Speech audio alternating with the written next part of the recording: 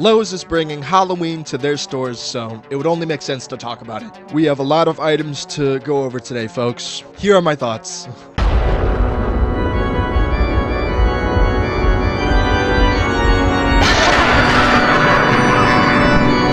All of these were showcased earlier this year with stock photos surfacing and the annual managers meeting. First up, we have the 15-foot Watcher. This is an interesting piece. It's this giant skeleton with farmer-like attire.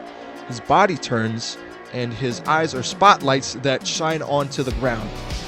I think this is a really cool concept. I love the fact that his eyes are spotlights. I just think that the execution could be a tad bit better. Overall, it's not bad. Next up, we have the Gaslight Ghoul.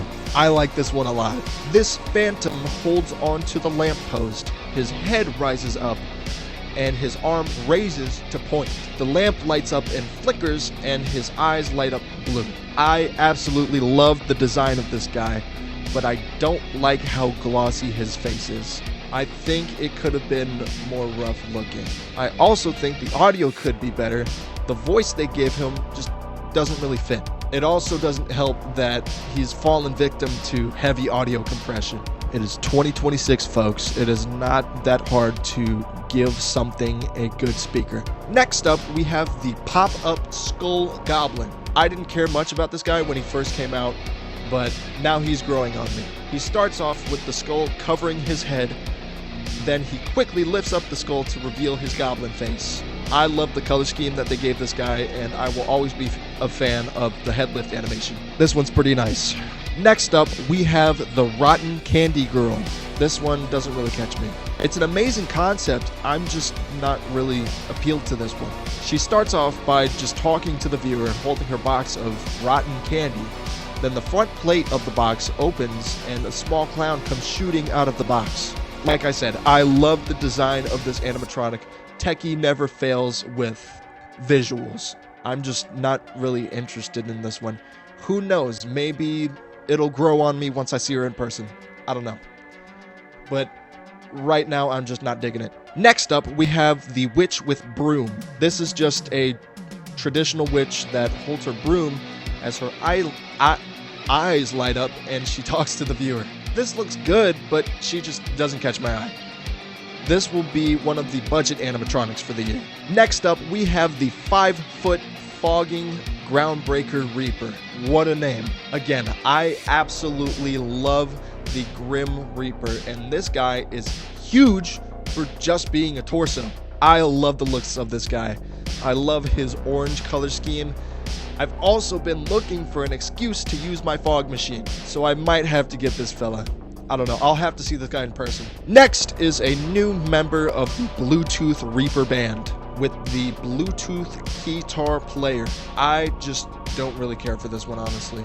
Most of the Reaper band members have more basic designs, although I would say the DJ and the singer are my favorites. Next up, we have the Pointing Reaper. I absolutely love this one. Again, Grim Reaper, Phantom Reaper, I'll take it all. This is another budget item for Lowe's this year. He stands and points as his eyes light up. I like this one a lot. Next up, we have Mike Wazowski and Sully from the Monsters, Inc. franchise. I do not care for these. I think they look really goofy. Next, we have Stitch. This one is very, very, very adorable.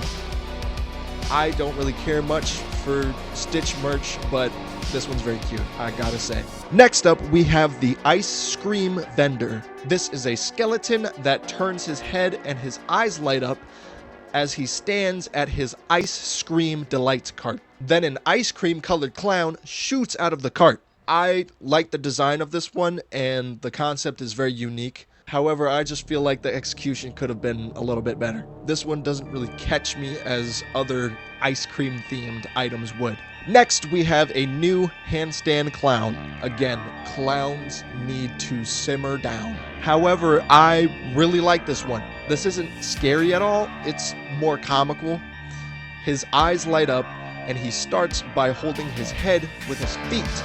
Then his feet shoot up to take his head off, revealing a spring in his neck. The colors and the neck spring are just S-tier designing. Absolute peak. I love it. I just hate that he's another victim to heavy audio compression. Next up, we have the mummy torso. This is gold. I think mummies are very underrated, and we do not get them often at all. When we do get mummies, 99% of the time, they are solid pieces. This is one of them. His eyes light up and his head turns. Not much you can do with a mummy torso. However, despite not having much animation, I think it fits. The design is the true eye-catcher though, with the wrapping full of dirt and all of the grime and rot on his skin.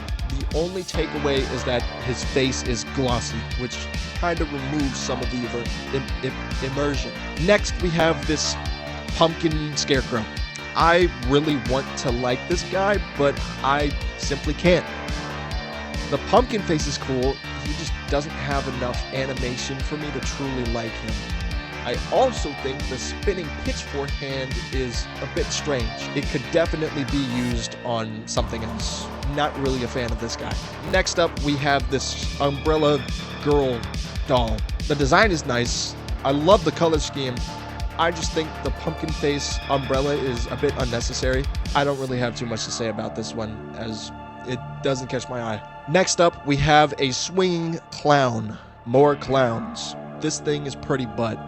But I do like that he comes with a post for him to swing on instead of you having to find your own swing spot like the rest of the swinging animatronics. Next, we have the 12-foot Pumpkin King. I like the design, I just can't seem to get myself interested in this guy. I don't know, I might just have to see him in person to change my opinion, but he doesn't really do enough for me. Next, we have the Pumpkin Henchmen. These are supposed to go along with the Pumpkin King. I like the big mouth one, the other one's alright. They all have very good detail on them, I will say. Again, not much to say about these guys. Lowe's has more little things and some statics, but I won't talk about them here because I don't have anything to say about them. But this concludes the Lowe's 2026 lineup. Thank you all so much for watching. Please like and subscribe. Goodbye.